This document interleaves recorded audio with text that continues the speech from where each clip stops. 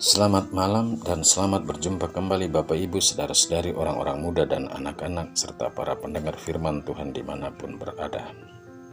Semoga saya menjumpai para saudaraku malam ini semuanya dalam keadaan sehat dan penuh semangat, meskipun tubuh kita terasa lelah.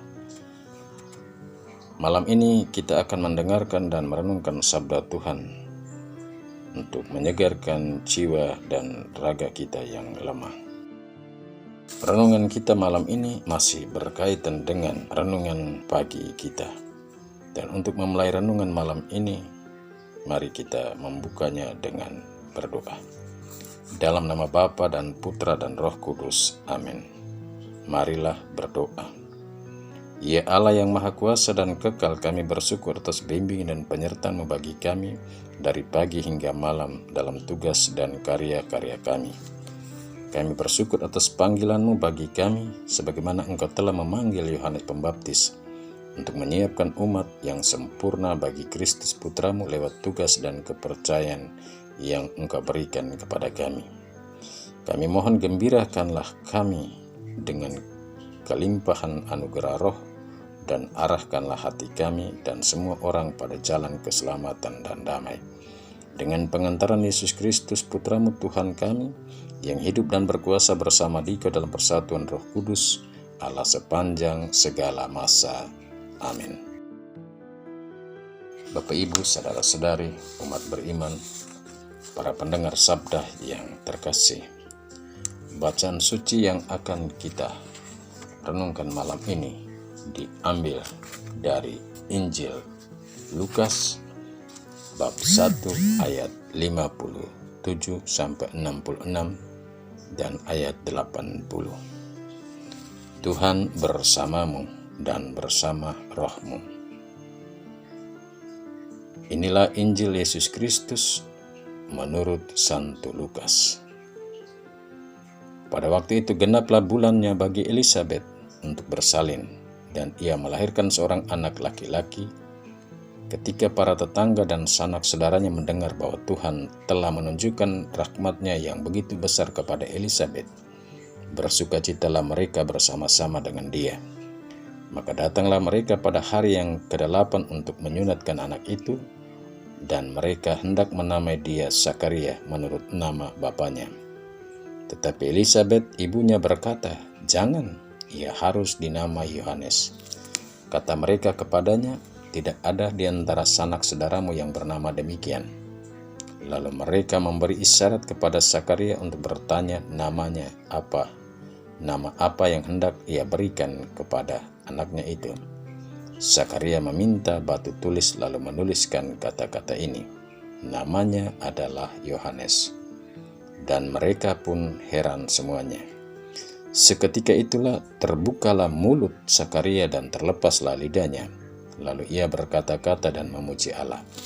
Maka ketakutanlah semua orang yang tinggal di sekitarnya, dan segala peristiwa itu menjadi buah tutur di seluruh pegunungan Yudea.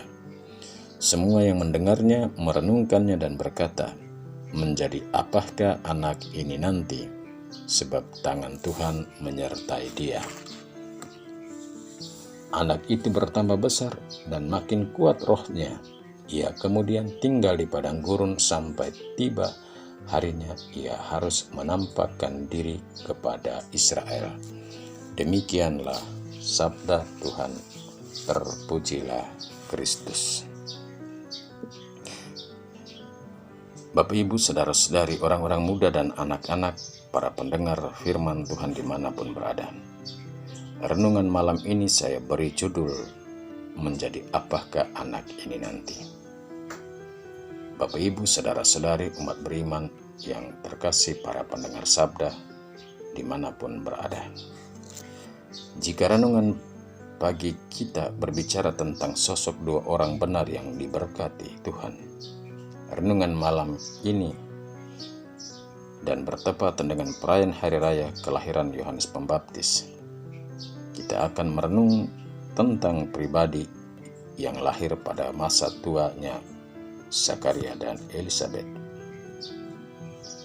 Kehadiran Yohanes Pembaptis adalah tokoh yang dipilih dan dipersiapkan oleh Allah untuk rencana keselamatan bagi bangsa Israel yang telah hidup jauh dari firman dan perintah-perintah Allah dan kebenarannya, dan bagi umat manusia sudah nyata dari awal.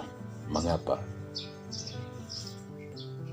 Allah mendengarkan permohonan Zakaria dan Elisabet mengandung pada waktu dia sudah mati haid dan dicap mandul oleh masyarakat luas di Israel.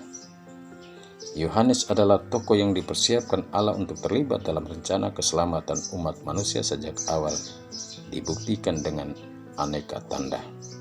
Pertama, bapaknya Zakaria menjadi bisu karena bimbang dan ragu dengan janji Tuhan bahwa Elisabet akan mengandung dan melahirkan seorang anak di masa tuanya. Kedua, Yohanes melonjak dalam rahim Elisabet ketika dikunjungi Yesus yang ada dalam rahim Maria. Ketiga, kelahiran Yohanes Pembaptis disambut gembira oleh banyak orang di kampung halamannya. Keempat, pemberian nama kepada Yohanes dilihat sebagai sesuatu yang unik oleh tetangga karena ditentukan oleh Elisabet dan disetujui atau disahkan Zakaria pada batu tulis.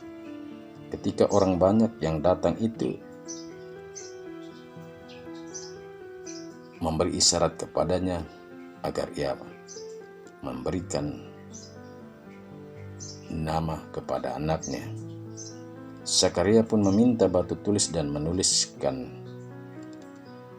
nama anaknya. Zakaria pun menulis namanya adalah Yohanes. Karena saat itu Zakaria masih bisu. Kelima, setelah pemberian nama kepada anaknya, Zakaria pun terlepaslah ikatan lidahnya dan mulai berbicara kembali dan bermada puji bagi Tuhan.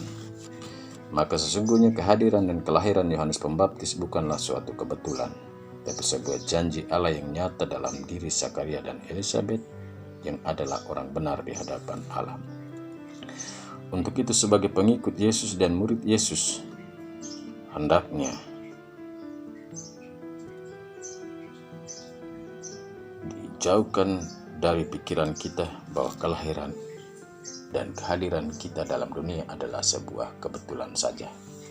Tapi sesungguhnya sejak dari awal Tuhan telah merancang kita ada dan lahir dalam diri kedua orang tua kita. Allah memiliki rencana khusus bagi hidup setiap kita, di mana kita diberi hidup, diberi kepercayaan untuk menyiapkan generasi baru, untuk menerima dan percaya akan Yesus di tengah kemajuan dunia dalam segala aspek kehidupan saat ini, dengan aneka janji yang dapat saja membuat kita menjadi sombong dan melupakan Tuhan yang adalah pemilik dari segala yang kita miliki. Semoga di tengah kemajuan dunia dan media sosial yang semakin canggih, kiranya Bapak Ibu, saudara-saudari, orang-orang muda dan anak-anak, serta kita semua para pendengar firman, tetap menjadi orang benar yang terberkati seperti Yohanes Pembaptis, Zakaria, dan Elisabet. Amin. Marilah berdoa. Allah yang Maha Kuasa dan kekal, kasih-Mu sungguh besar bagi kami. Kami bersyukur untuk semua berkat dan anugerah yang sudah Engkau berikan lewat pekerjaan-pekerjaan kami hari ini. Kami mohon ampunilah kami hari ini bila kami lalai dan gagal dalam tugas dan kepercayaan yang Engkau limpahkan kepada kami. Ampuni kami dengan segala salah dan dosa kami, agar kami boleh tidur dan beristirahat dengan aman dan tenang hingga esok hari, dan boleh bangun untuk menyambut hari baru dengan penuh semangat. Demi Kristus Tuhan dan pengantara kami, kini dan sepanjang segala masa. Amin. Bapak, Ibu, saudara-saudari, para pendengar firman Tuhan dimanapun berada, sebelum kita berangkat ke tempat tidur, ke kamar-kamar kita, dan beristirahat pada malam ini, marilah kita mohon berkat Tuhan untuk tidur dan istirahat kita. Semoga Tuhan beserta kita sekarang dan selama-lamanya. Kita sekalian, semua orang yang kita doakan, yang kita janjikan doa dan mengharapkan doa-doa kita, dan yang kita jumpai sepanjang hari ini, tidur dan istirahat kita sepanjang malam ini, senantiasa dinaungi, dilindungi, dibimbing, dan diberkati oleh Allah yang Maha Kuasa, Bapa dan Putra dan Roh Kudus. Amin.